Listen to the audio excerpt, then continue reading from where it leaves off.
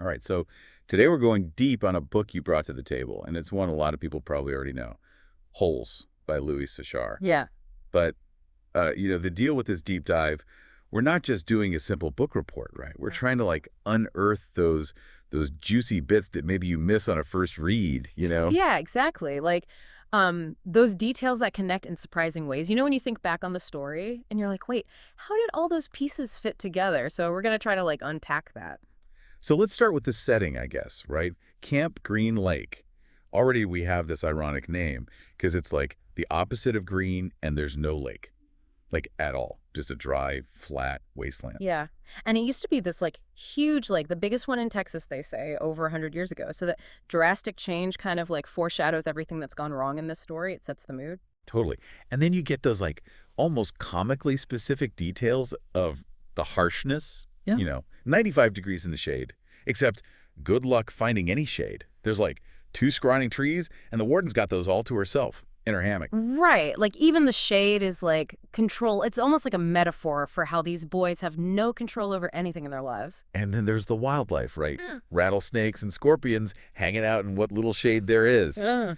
But it's like the rule is leave them alone, they'll leave you alone, which kind of tells you a lot about what kind of place this is. Yeah, there's this constant danger lurking everywhere. But then, even worse than those is, of course, the yellow-spotted lizards.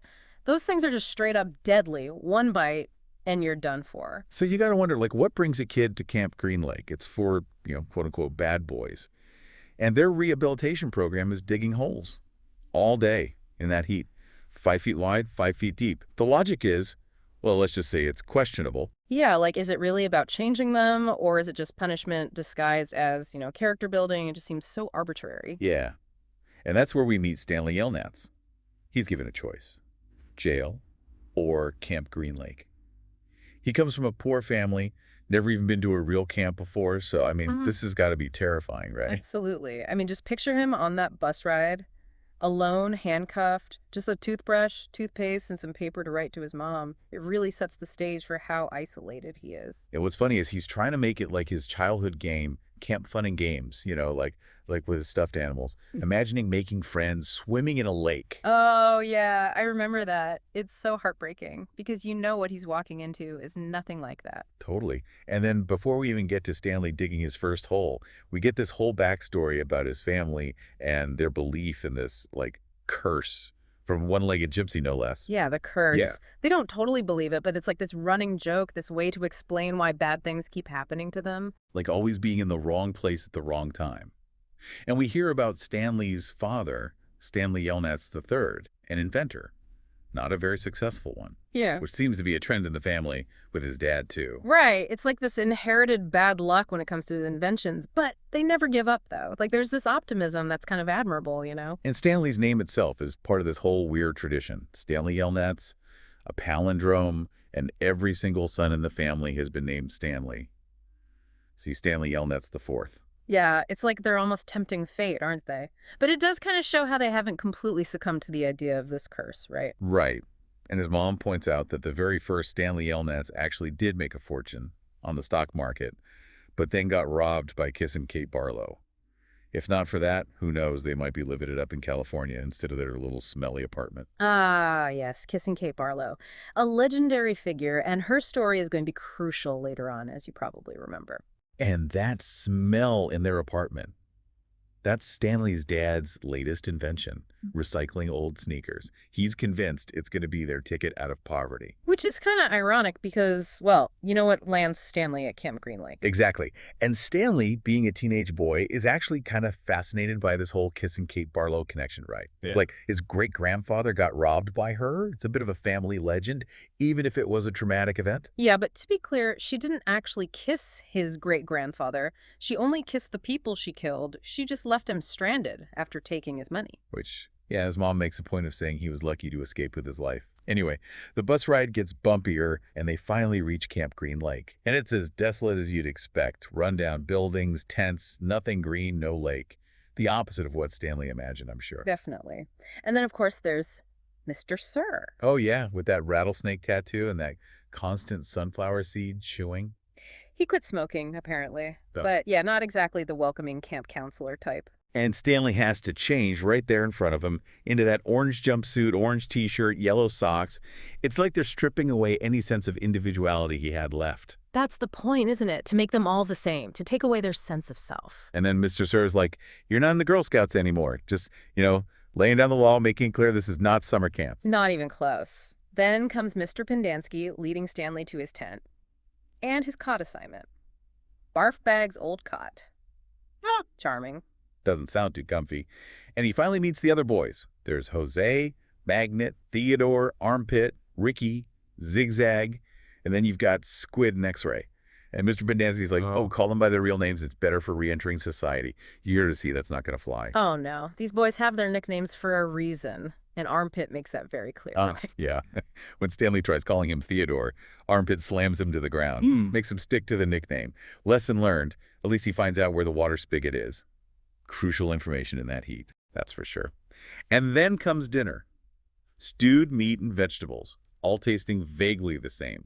And when Stanley tells them he's there for stealing sneakers, they all find it hilarious. Maybe because their own crimes are way worse. Right. Like Squid's, stolen from a store, from someone's feet, which is pretty dark when you think about it.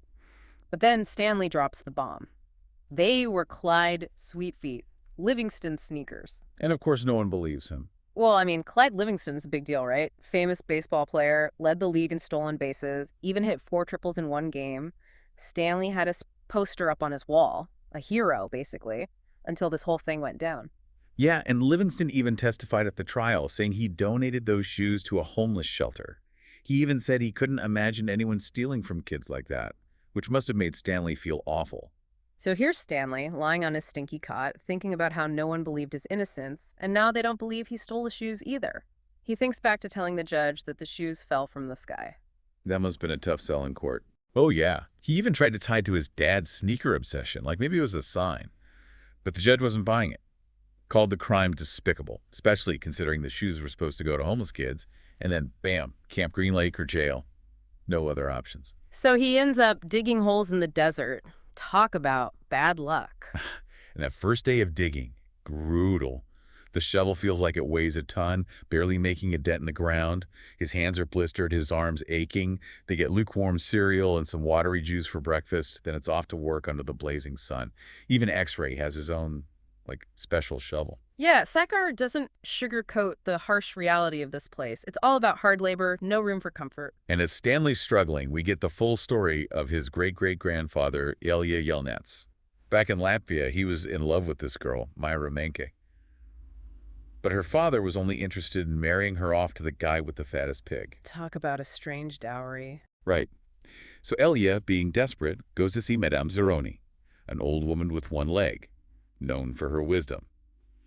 She's not too impressed with Myra, calls her empty-headed, but she agrees to help Elia anyway. And that's where the pig lullaby comes in, right? Yeah. She gives him a tiny runt piglet, tells him to carry it up a mountain every day to a stream that flows uphill, and sing a special song to it as it drinks. By Myra's 15th birthday, the pig should be huge. It's like a task straight out of a fairy tale, isn't it? But there's a catch. Elia has to carry Madame Zeroni up the mountain too, after the pig drinks, so she can drink from the stream and hear the song. She warns him, if he doesn't, there'll be a curse on him and his family forever. But Elia, being young and in love, doesn't take it seriously. Classic mistake. Oh, those promises we make when we're young and think we know everything. So Myra's birthday comes around, and Elia shows up with his super fattened pig. But of course, Myra's father can't decide between his pig and the other suitor's pig. So he leaves it up to Myra. And what does she do? Asks which pig weighs more. I know, right? And when she can't even decide that, she's like, I'll pick a number between 1 and 10. Elia sees her for who she truly is, shallow and indecisive. So he tells her to marry the other guy, and he takes off to America, forgetting all about Madame Zeroni and his promise. And that's when the curse kicks in, presumably? That's the family theory, at least. So Elia comes to America, learns English, marries a sensible woman named Sarah Miller, works hard. But bad luck follows him everywhere. He even searches for Madame Zeroni's son, hoping to make amends, but never finds him. A lifetime of searching for something he can't find. It's kind of tragic when you think about it. Eventually, he tells his wife about the broken promise, the fear of a curse. And Sarah, being practical, tells him to sing the pig lullaby anyway. And when they have a son, she names him Stanley. Yelnats spelled backwards. She changes the lullaby, puts it in English, makes it rhyme, and it becomes a family tradition. So the lullaby becomes this link to their past, but also a symbol of their hope, that maybe things can change. Back to Stanley, struggling with his first hole. It's only 3 feet deep at best. The sides are all wrong, and he's exhausted. Blisters, the whole deal. Everyone else is way ahead. It's pretty demoralizing. You can really feel his discouragement, right? He's not built for this kind of work. But then he finds a fossilized fish. He shows it to Mr. Pendanski, hoping for some reward, maybe even a break from digging. But no, Mr. Pendanski just refills his canteen, and that's it. It ain't gonna work. Yeah, a brief glimmer of hope extinguished just as quickly. That's Camp Green Lake for you. He does, however, realize that he's bigger than Armpit, Mm. and he kind of starts to like his nickname Caveman. Feels like it means he's finally part of the group. He even starts imagining his new friends standing up for him against his school bully. It's like he's finding a sense of belonging, even this terrible place. And it helps him get through the digging, which is still incredibly hard. He's always the last to finish. He even thinks the second hole is harder than the first, although X-Ray insists it's the third hole that's the worst. Yeah. It's like they're all competing for who has it the worst. Yeah, like misery loves company. But even in that shared misery, there's a strange kind of bonding. And then there's Mr. Pendanski's attempts at, counseling. He asks them about their future dreams. Magnet says he likes animals, even like Stanley's idea of training monkeys to be in movies. X-Ray's cynical about the whole thing, but Mr. Pendanski tries to shut that down. It's like he's trying to instill some hope, right? Even if it's a little naive. Yeah, it's a weird moment. And then there's the sunflower seed incident. Mr. Sir catches Stanley near his hole with an empty sack that smells like sunflower seeds. And Stanley, even though he didn't do it, takes the blame. He's really starting to learn the rules of the game, isn't he? Survival at Camp Green Lake. And later, he's shocked to find his hole almost completely dug. The other boys helped him, even Zero. And Zero admits he didn't take the sunflower seeds either. He even says, kind of quietly, that maybe Stanley didn't steal the sneakers either. That's a big moment. It's the start of their friendship, but also Zero planting this seed of doubt, suggesting that maybe, just maybe, Stanley isn't guilty after all. So Stanley, grateful, offers to teach Zero to read. Zero's all resistant at first, pretending he doesn't even know the alphabet. But then he admits he knows some letters. And Stanley is amazed at how quickly he picks it up. Zero is much smarter than people give him credit for, right? Oh, yeah. And they make this deal. Zero digs part of Stanley's hole every day, and in return, Stanley teaches him to read. It's a win-win. And it really cements their bond, a friendship that's going to be crucial later on. But Stanley can't shake this feeling. He's seen that little gold tube, the one the Warden was digging for before. The one that looks like a lipstick container. It reminds him of something in his mom's bathroom and something he saw in the Warden's cabin. And then he sees the initials. KB, Kissin Kate Barlow. Suddenly, it all clicks. This is where the past and the present start to merge. The digging is no longer just pointless punishment. It's about finding something specific, something connected to Kissin Kate Barlow. Exactly. And that takes us back in time to the story of Kissin Kate Barlow. 110 years ago, Green Lake was a real lake and a bustling town. Miss Catherine Barlow was the school teacher, beloved by everyone for her beauty and her amazing spiced peaches. It sounds idyllic, actually. Yeah, a stark contrast to the wasteland it is now. And then there's Trout Walker, the spoiled son of the richest man in town. He's disruptive in Miss Catherine's class, expects her to, fawn over him. And when she rejects his advances, everyone's shocked. No one says no to Trout Walker. He represents this privilege and entitlement that ultimately leads to tragedy. Meanwhile, back in the present, things are tense at Camp Green Lake. Mr. Sir shows up with a bruised face and scratches, courtesy of the Warden. He's in a terrible mood, lashes out at one of the boys, and then, just to be mean, spills Stanley's water. It's like he's taking out his frustration on the kids. It shows how the power dynamics at the camp work. Everyone's afraid of the Warden, and they take it out on whoever's below them. But let's go back to the past again. We meet Sam, an African-American onion seller in Green Lake. He also had a knack for healing, used onions for all sorts of remedies. People trusted him, just like they trusted Doc Hawthorne, the town doctor. And Miss Catherine Barlow, she often bought extra onions from Sam for his donkey, Mary Lou, and they seemed to genuinely enjoy talking to each other, which, in those days, was a big deal. And it turns out, it was more than just friendly conversation. Despite the idyllic life in Green Lake, Miss Catherine was restless. And during a rainstorm, she goes to Sam, and they kiss, right there in the street. But Hattie Parker sees them, and word spreads quickly. Ah, the gossip mill. And in a small town, that can be dangerous, especially back then with their interracial relationship. Oh, yeah. The next day, no one shows up for school. A mob, led by Trout Walker, storms the schoolhouse, accusing Catherine of poisoning the kids' minds with books. They destroy the school, try to attack her. She runs to the sheriff, but he's drunk and doesn't help. He even says it's against the law for a black man to kiss a white woman. It's a stark reminder of how deeply rooted racism was back then. The law itself was used to oppress people. Catherine says, well, if that's the case, they'll have to hang her too. And she runs to Sam. They try to escape on his boat, but Trout Walker chases them, shooting Sam and Mary Lou in the lake. It's a truly horrific scene, and it changes Catherine completely. Yeah. This gentle schoolteacher becomes Kissin Kate Barlow, a ruthless outlaw. She robs and kills, leaving a kiss on her victims, and Green Lake, mirroring her grief, dries up and dies. It's like the whole town is cursed. It's like the town's fate becomes intertwined with hers, a symbol of the destruction that hatred and prejudice can cause. And 20 years later, a desperate Linda Miller and Trout Walker, still greedy after all these years, find Kate Barlow. They try to torture her into revealing where her loot is hidden, but she refuses. And in a final act of defiance, she gets bitten by a yellow-spotted lizard and dies laughing. It's a fitting end for her, in a way. She dies on her own terms, undefeated. So back in the present, the heat is unbearable. It's been 46 days for Stanley at Camp Green Lake. He notices how much progress Zero has made with his reading and math. Zero's way smarter than anyone gives him credit for, especially Mr. Pendanski. And then comes the confrontation with Zigzag, right? Yeah, Zigzag's being a jerk, trying to force a cookie on Stanley, and Mr. Pendanski actually encourages Stanley to fight back. Yeah. And it turns into this brawl, which Stanley, of course, loses. But then Zero jumps in, chokes Zigzag until Armpit pulls him off. And the warden shows up, but they manage to play it cool. It's like a pressure cooker in that camp. Everyone's on edge, ready to explode. And the warden seems more concerned about the digging progress than the fight. Stanley even dares to question why he can't dig his own hole and still teach Zero to read. But the warden dismisses Zero as too stupid to learn. Which is just wrong. And Stanley sees that. He's starting to see through the injustice of the whole system. And then, the next morning, Zero's gone. Mr. Pendanski has black eyes and a bandaged nose, so something definitely went down. Stanley only has to dig one hole that day, but he can't stop thinking about Zero, worrying about him out there in the desert. And he overhears Mr. Pendanski saying that he knew Zero was stupid all along, just confirming his prejudice.